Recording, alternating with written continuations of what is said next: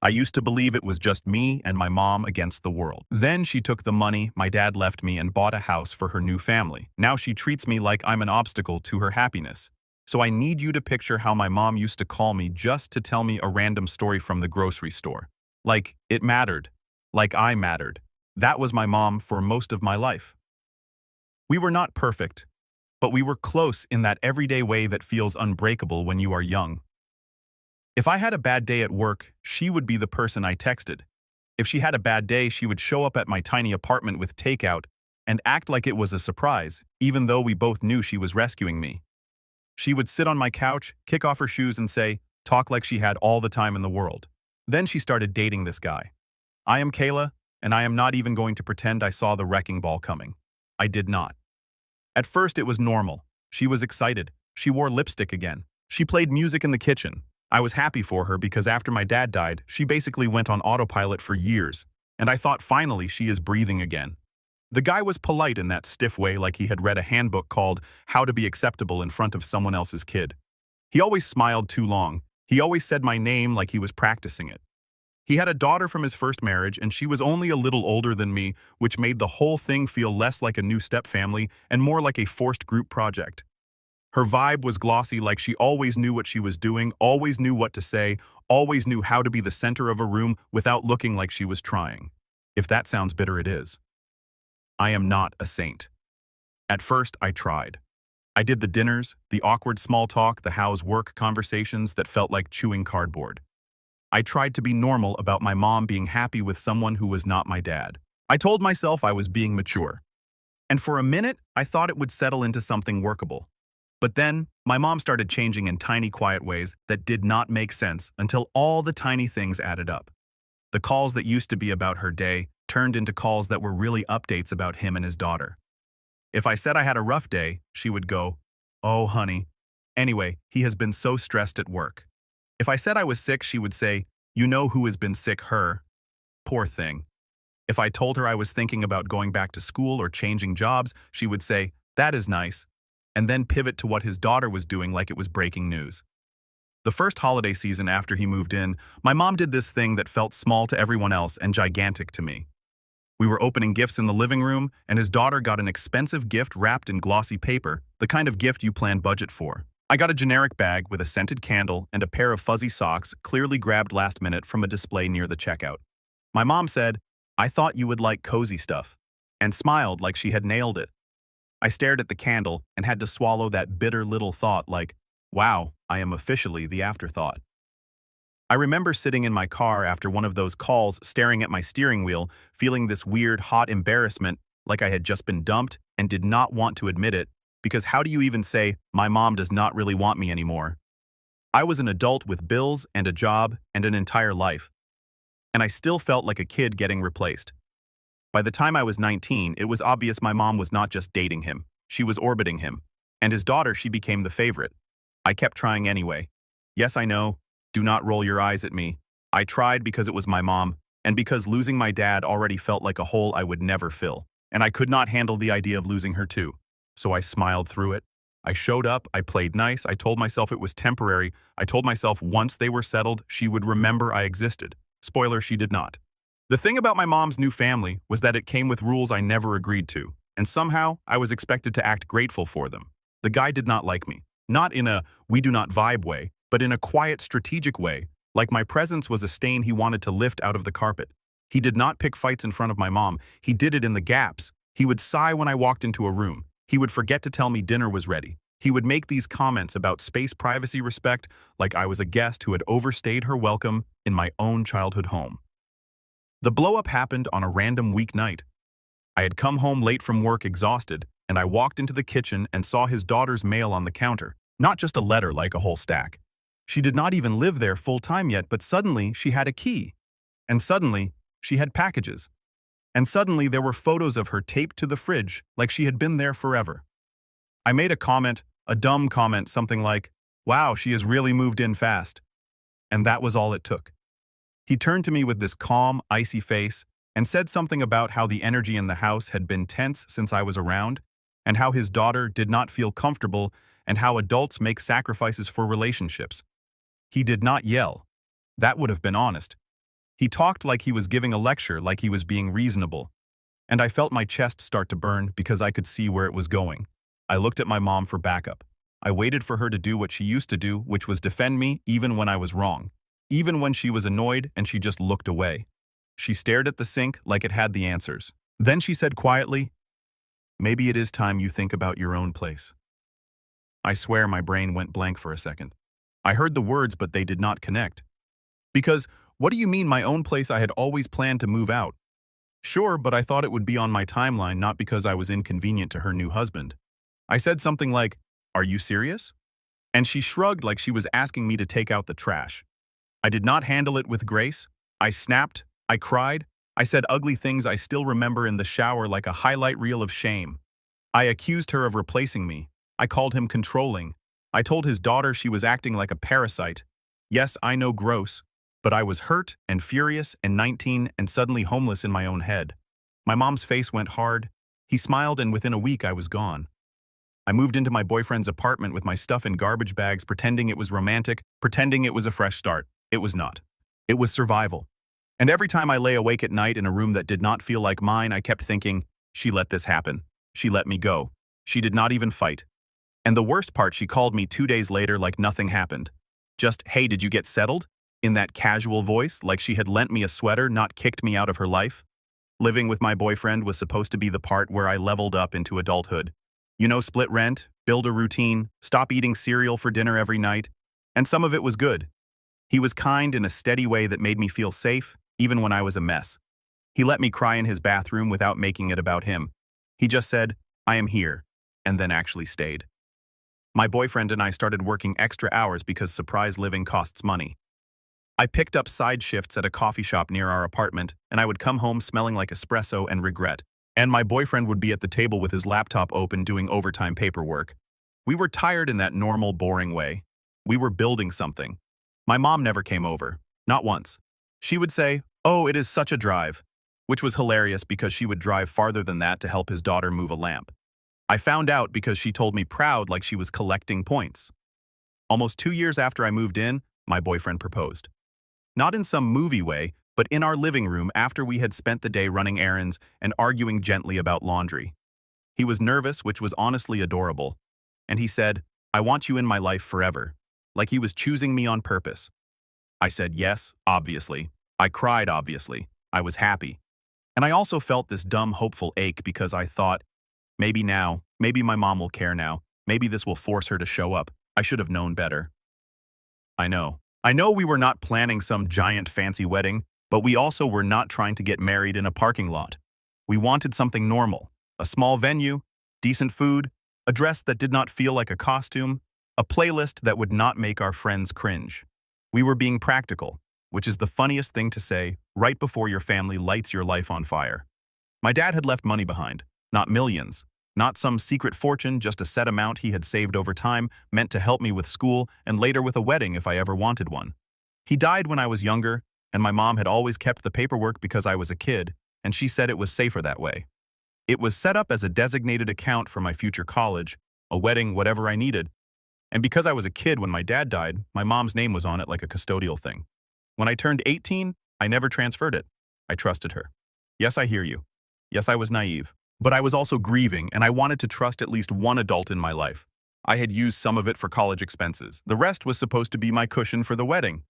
So when my boyfriend and I started looking at deposits, I texted my mom and asked for the account details. I expected a normal conversation. I expected mild drama. Maybe her acting offended that I did not include her enough.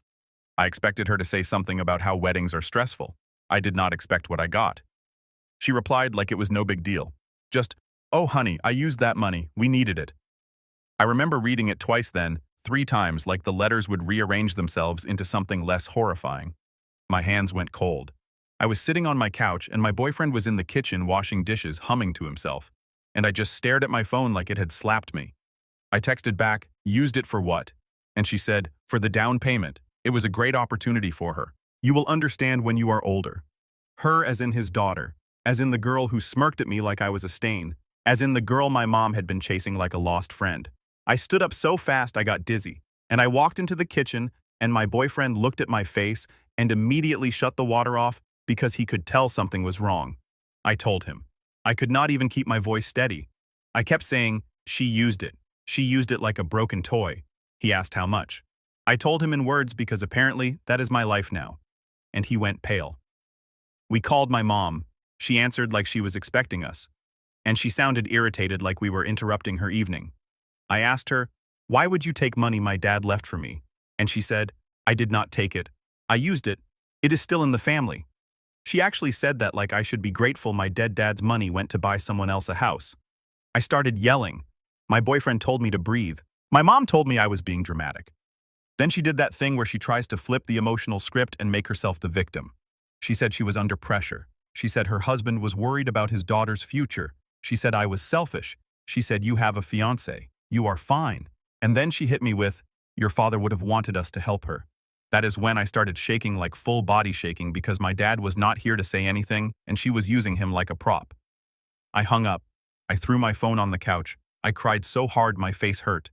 My boyfriend sat next to me and wrapped his arms around me, and I kept thinking, my mom stole from me. My mom, the woman who used to bring me soup when I was sick. And suddenly the wedding was not just a wedding, it was proof of whether I mattered at all. A few days after the phone call from hell, my mom invited me to a little gathering. She did not say housewarming, but that is what it was. She framed it like a peace offering, like, come over, we will talk. I am sure we can figure something out. I should have said no. I should have stayed home and eaten ice cream and blocked her number for a while. But part of me wanted to see it. Part of me wanted proof of what she had done because my brain kept trying to deny it. It is this fun little thing trauma does where it goes. Maybe you misunderstood. Maybe you are being dramatic. Spoiler, I was not. So my boyfriend and I drove there. The house was nice. And here is the part that still makes my stomach twist. He bought that house in his own name, then told everyone it was for his daughter, even though it was really where he and my mom lived.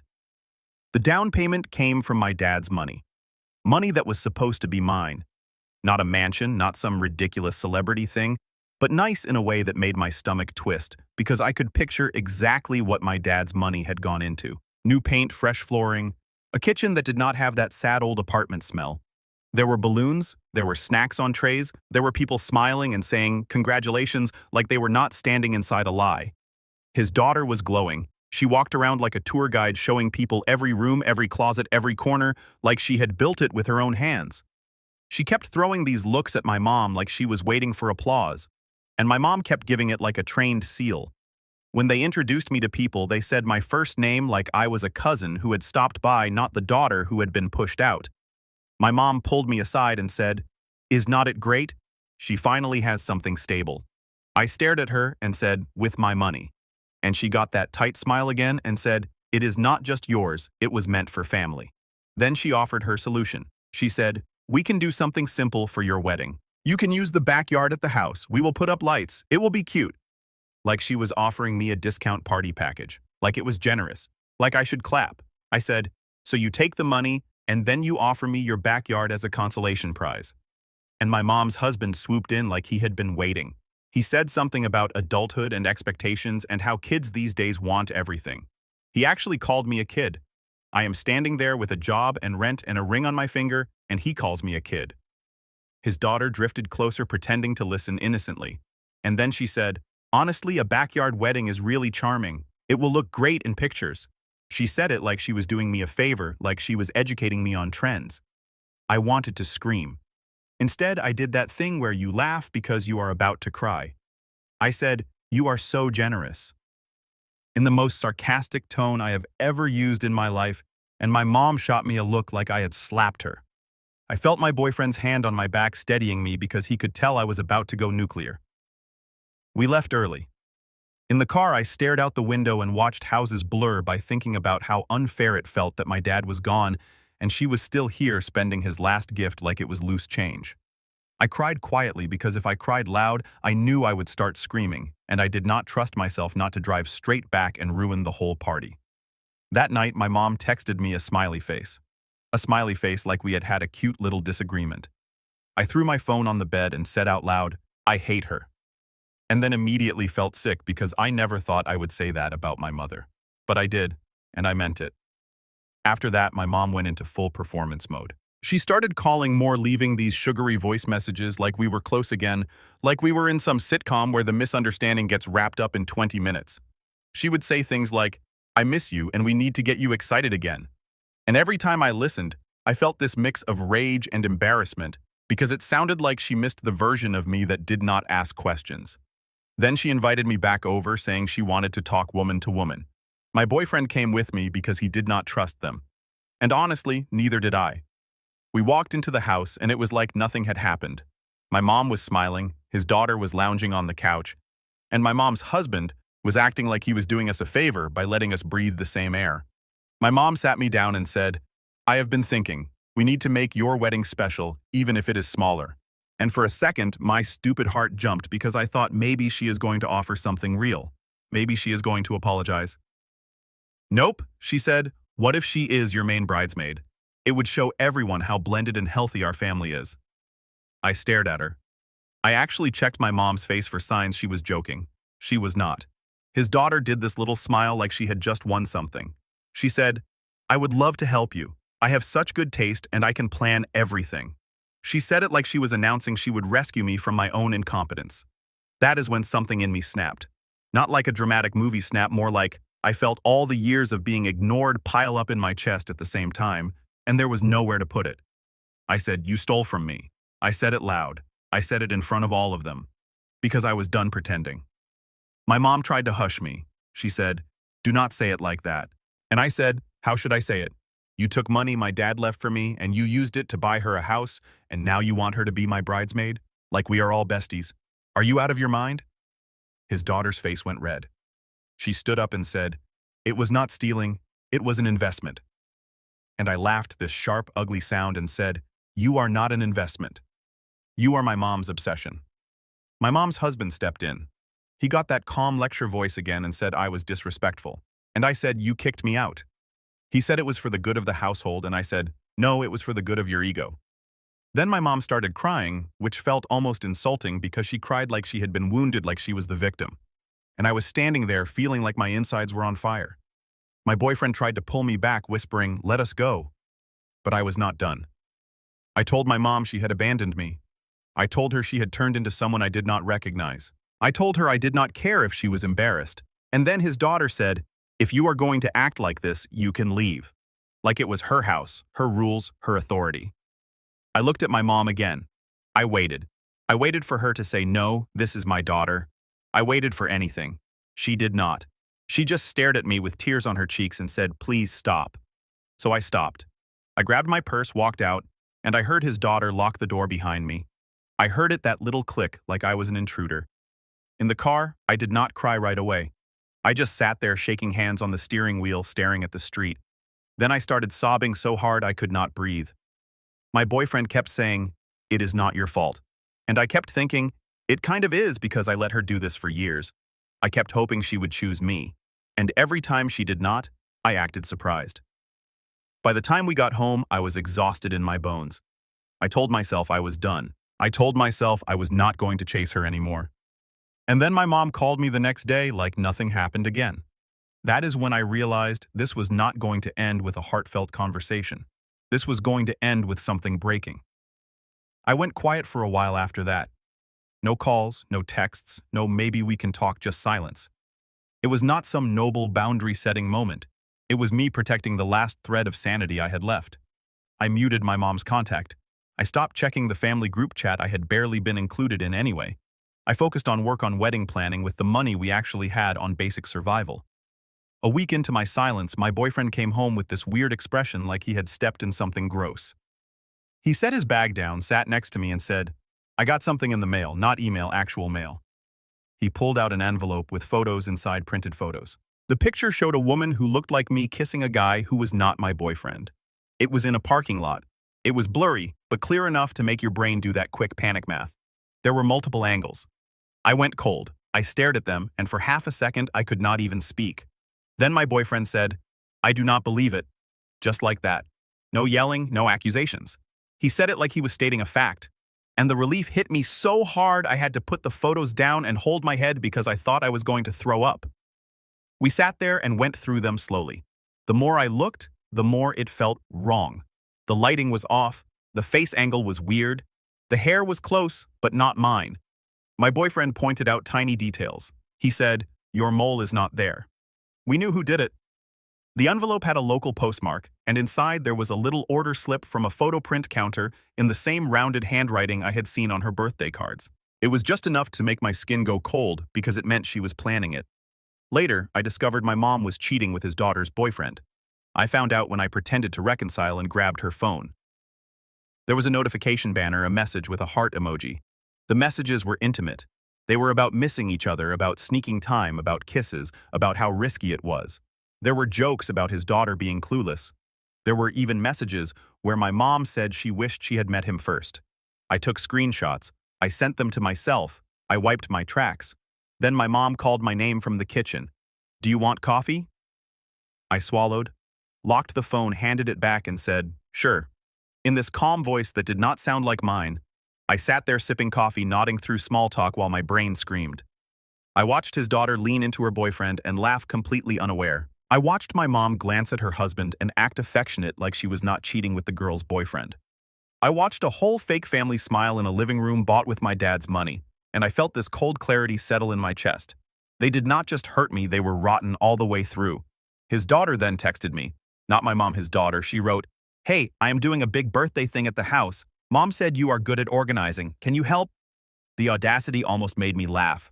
She wanted me to help plan a party in a house partly bought with money stolen from me for her birthday while my mom was sneaking around with her boyfriend. I said yes. For the next few weeks, I became her unpaid assistant. I drove across town to pick up decorations. I ran errands after work. I listened to her talk about herself like she was the most interesting person alive. She treated me like a servant and a sibling at the same time. She would say, "You are lucky you get to be involved." And I would smile and swallow my rage. I would go home and vent to my boyfriend until my throat hurt. My mom was suddenly everywhere again, but not for me, for the party. She was obsessed with making it perfect. She kept talking about how the house felt like a fresh start for their family. She also mentioned casually that using my dad's money for the down payment did not magically erase the monthly bill, and she had been covering part of the payments for now. One night during planning, my mom showed me a digital slideshow she had made for the birthday full of photos of his daughter through the years. Baby pictures, school pictures, vacation shots. It was sweet in a normal way, and that is what made it so sick. I nodded and said, "It is cute." And inside a plan started forming. If my mom wanted a slideshow, she would get one, just not the one she made. I created a new slideshow on my own laptop using the cheating screenshots, adding captions so there was no misunderstanding. I saved it under a boring file name. Party day arrived like a storm. The house was packed with noise and cheap perfume and the smell of food sitting out too long. People showed up with gifts and fake smiles. His daughter was in a dress that screamed, "Look at me." And she floated through the rooms like she was hosting a talk show. My mom was glowing too. She kept touching his daughter's arm, laughing too hard. I stayed near the edges, helping with food, pretending I was just the helpful almost sister. My boyfriend stayed close, but not too close. My heart was pounding so hard I could hear it in my ears. I kept touching my pocket, making sure my flash drive was still there. The laptop was in the living room connected to a projector. My mom had put it there like a centerpiece. She was guarding it. Finally, the universe gave me a crack. His daughter's boyfriend asked my mom to talk in the hallway. Her husband went outside to smoke. His daughter ran to the kitchen because someone said the cake needed cutting. The laptop was alone and open. I moved like I was on autopilot. I walked to the laptop, smiled at the closest guest like I belonged there, slid the flash drive in and dropped my file right on top of hers. When it asked if I wanted to replace it, I clicked yes. I yanked the drive out and stepped away just as my mom came back into the room. She did not notice. She walked straight to the laptop and patted it like a pet. My knees went weak. I went to the bathroom and sat on the edge of the tub with my hands over my mouth, breathing like I had just run a marathon. I came out in time for the speech. My mom clinked a glass with a spoon and people quieted down. She started talking about how proud she was, how grateful she was, how family is everything. Then she said, "And now we have a little slideshow of memories." The lights dimmed. The projector turned on. The first slide was a screenshot of my mom's messages to the boyfriend with his name right there in the thread. The room went dead silent. Then more messages appeared. A line about meeting up, a line about missing his mouth, a line about how his daughter would never know. I watched his daughter's face change from confusion to disbelief. to this slow dawning horror. The boyfriend went pale. My mom's mouth opened, closed, opened again. She looked around like it could not be her life on the wall. People started whispering. Someone said, "Is that real?" Someone else said, "Oh my God." And then his daughter turned to her boyfriend and screamed his name so loud it made my skin prickle. Chaos erupted. His daughter started yelling at her boyfriend and he kept stuttering, saying, "It is not what it looks like." She grabbed his shirt and demanded his phone and he refused. Then she swung a sharp slap loud enough that several people gasped. My mom rushed forward, hands out, saying, "Stop, stop!" in this high, panicked voice, and his daughter turned on her like a wild animal. She screamed at my mom, calling her disgusting, calling her names that were brutal. My mom tried to cry her way out of it. She kept saying, "I did not mean for it to happen." She kept trying to touch his daughter's arm, and his daughter shoved her away so hard my mom stumbled. Her husband finally came back inside and looked at the projector screen, and then at my mom, and then at the boyfriend, and you could see it click. His face went so cold it scared me. He walked straight up to my mom and said, "Get out." Just 2 words flat. Dead. My mom started babbling, "Please let me explain." And he said louder, "Get out of my house." People were recording on their phones. His daughter was sobbing now. Loud, messy sobs. The projector kept rolling through message after message because nobody had the presence of mind to turn it off. My boyfriend found me in the corner and put his arm around me. The officers showed up calm and bored. They told everyone to step back. Lower voices stopped pushing. They basically told my mom to leave, and told the boyfriend to leave, and told the guests to stop filming. His daughter sat on the stairs, shaking mascara streaked, holding her knees like a child. My mom stood in the doorway, stunned, looking around for someone to save her. She looked at me at one point. Our eyes met, and I swear in that second she knew. She did not say my name. She just stared, and I stared back. Then she walked out into the night like the ground had finally vanished under her feet. His daughter blocked him on everything, tossed his stuff out onto the lawn, and made sure everyone knew what he had done. He tried posting something vague, but people tore him apart. He vanished. I went home afterward and threw up in my sink. The next morning, my phone was a disaster. My mom had left voice messages all night. At first, they were angry. Then they shifted into pleading. Then they got weirdly sentimental. "I am still your mother." My mom's husband filed for divorce fast. The house had been in his name from the start. She lost the house she had been treating like her trophy. His daughter cut her off immediately. She sent a message to my mom that was basically, "You ruined my life." And then she blocked her. My mom tried to crawl back to me like I was her backup plan. She texted about how lonely she was. She said she had made a mistake. She said she did not mean to hurt me. She never once said, "I stole your father's money." Not directly. Meanwhile, the wedding was still in limbo because deposits were due and we were short. We postponed the wedding a few months and got help from my boyfriend's parents. They offered it gently. His mom just said, "We want you two to start your marriage without this shadow." I talked to a lawyer. I explained that my dad left me money, my mom had access, and she used it without my consent. The lawyer asked if I had paperwork, and I did. The process was forms, phone calls, waiting. It was boring. The judge ordered monthly repayment. When the first payment hit my account, I stared at it like it was fake. Then I forwarded it straight to my boyfriend's parents. I needed to pay them back. I needed to feel like I was not living on someone else's kindness forever. Over the months that followed, the fallout kept unfolding. My mom's divorce became official. It was not gentle. She had to move again. People who used to praise her started avoiding her. Without my mom contributing to the mortgage anymore, he could not afford to keep the house. He put the house on the market. My relationship with my mom's side of the family basically evaporated. Some relatives blamed me for humiliating her. My boyfriend's parents kept showing up. They checked on me. They invited us over for dinner. They treated me like I belonged. By the time I finished paying them back, I cried in my car. I sent his parents a message saying, "We are square." And his mom replied with, "We were never keeping score." My mom kept trying. She would send messages on holidays. She would say she missed me. She would say she had changed. She would leave voicemails where her voice sounded small. One night, 11 months after the party, she left a long voice message. She said she knew it was me who swapped the slideshow. She said she did not blame me. Then she asked straight up, "Did you do it? I need to hear it from you." I listened to that message 3 times. I felt like 2 versions of myself were fighting. The older one knew that answering would reopen the door. So I did not. I deleted the message. I blocked her number for real this time. Not as punishment, as protection. And here is the part that might surprise you. I do not feel victorious. I do not feel like some hero who taught her a lesson. I feel like someone who finally stopped setting herself on fire to keep her mother warm. I feel like someone who learned painfully that love without boundaries is just slow self-destruction. Sometimes late at night, I still miss her, or I miss who she used to be, or I miss the idea of her. But missing someone does not mean you have to let them back in. So that is where it ended.